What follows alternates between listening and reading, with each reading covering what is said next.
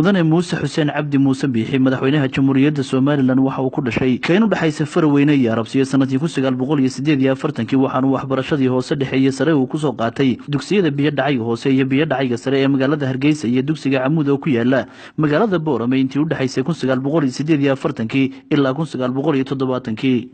sanadkii 1970 ilaa 1973 waxa loo diray dhulkii la isku oran jiray midowgii Sofiyeeti halkaas oo ku soo qaatay shahaadada digriga oo uu soo bartay cilmiga ciidamada cirka gaar ahaan diyaaradaha bombarka ee wax duqeeya kuwaas oo ka dhigtay kulliyada lagu magacaabi jiray dalka Turkmenistan oo ka tirsaneyd midowgii Sofiyeeti ee USSR waxaana markii uu soo dhameystay culumtaasi ay taariikhdu ahayd 1973 ilaa 1974 loo doortay sarkaalkii hawlgelinta ee xafiiska raxanta diyaaradaha duqeynta ee Soomaaliya oo ku taalay xarada Afisione ee magaalada Muqdisho waxaana markii dambe xafiiskaasi loo wareejiyay magaalada Baydhabo sanadku markuu ahaa 1975 waxa uu noqday ku xigeenka sarkaalka hawlgelinta ee xarunta guud ee ciidamada diyaaradaha dagaalka ee saldhigooda ku yaalay Balidoogle 1978 ayuu haddana mudane Muuse Biixi Cabdi madaxweynaha cusub ee Jamhuuriyadda Soomaaliland uu noqday ku xigeenka xafiiska cilmi baarista ee wasaaradda gaashaandhigga ee Soomaaliya u qaabilsanayd Yurub iyo Mareykanka waxaana darajooyinkaasi iyo xilalkaasi uu ciidamada cirka ka soo qabtay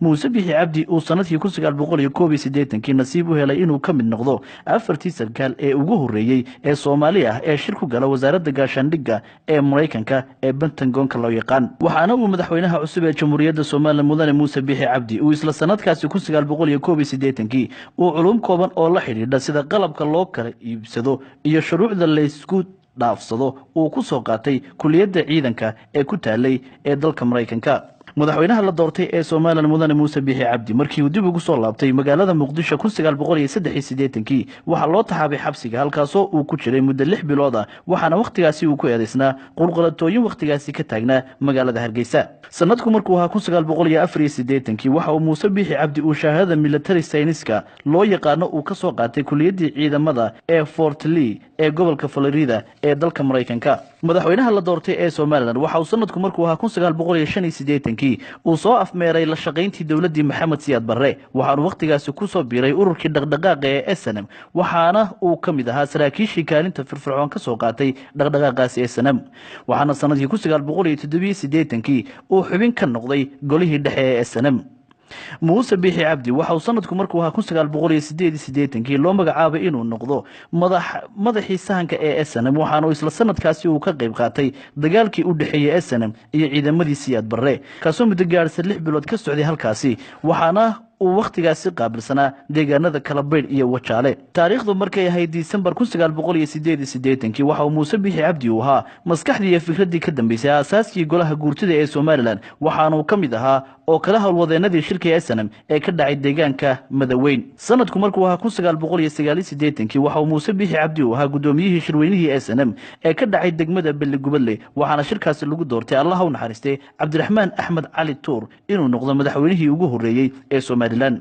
waxaana shirkaasi kadib madaxweyne Muuse Biixi Cabdi loo doortay inuu noqdo madaxii nabadgelyada ee taliskii ciidanka iyo xeryaha qaxoontiga ee ku yaalay Daroor Kaama Bukor Baliyalay iyo Dulcad 1992 ilaa iyo 93 waxa uu Muuse Biixi Cabdi uu ahaa madaxii hogaaminayay shirarkii dib u heshiisiinta iyo ku dhawaaqistii Soomaaliland ee ka dhacay magaalooyinka Berbera iyo Burco waxaana uu sanadkii 1993 uu ka mid noqday ka qaybgalayaashii shirkii Boorama mudane Muuse Biixi Cabdi madaxweynaha cusub ee Soomaaliland waxa loo magacaabay wasiirka arrimaha gudaha intii u dhaxaysay May 1993 ilaa August 1995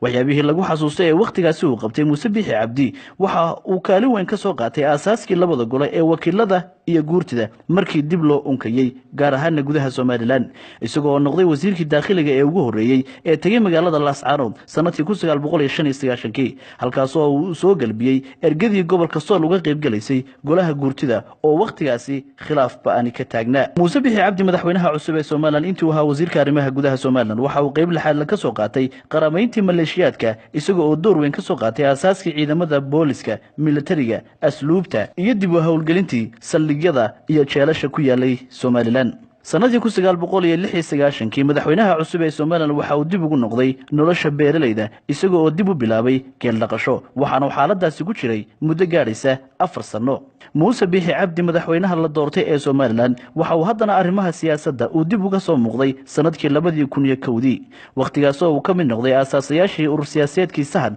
oo hormuud ka ahaa Salebaan Maxamuud Aadan gudoomiyaha haatan ee golaha guurtida waxaana urur siyaasadeedkaasi uu ka hadhay tartankii ururada siyaasadda waqtigaas oo ay soo baxeen 3 xisbi qaran oo kala ahaa Udub kulmiye iyo ucid waxaana sanadkii 2003 garab uu hogaaminayay Muuse Biixi Cabdi ay ku soo biireen xisbiga kulmiye kaas oo sanadku markuu ahaa 2008 loo doortay gudoomiye ku-xigeenka koowaad ee xisbiga kulmiye kadib shirweynihii xisbiga ee ka dhacay magaalada Hargeysa. Muuse Biixi Cabdi waxa uu heshiiska xisbi wareejinta ah ay wada galeen madaxweynaha haatan ka degaya xilka qaranka ee Axmed Maxamed Maxamuud Siilaayo taasoo markii uu ku guuleystay xisbiga kulmiye sanadkii 2010 tada dalka lagu wareejiyay Muuse Biixi Cabdi inuu noqdo gudoomiyaha xisbiga kulmiye waxaana si rasmi ah Muuse Biixi loogu doortay inuu noqdo musharaxa madaxweynaha xisbigaasi sanadkii 2015 waxaana tartan adag oo ku waajahay xisbiyada mucaaradka kadib uu ku guuleystay inuu noqdo madaxweynaha shanaad ee Soomaaliland. mudane Muuse Biixi Cabdi waa madaxweyne degan magaalada Hargeysa isla markaasna aan haysan baasaboor ajnabiya waxaana uu leeyahay 7 caruur ah iyo 2 xaas. Maxamed Kuraase, Home Cable TV, magaalada Hargeysa.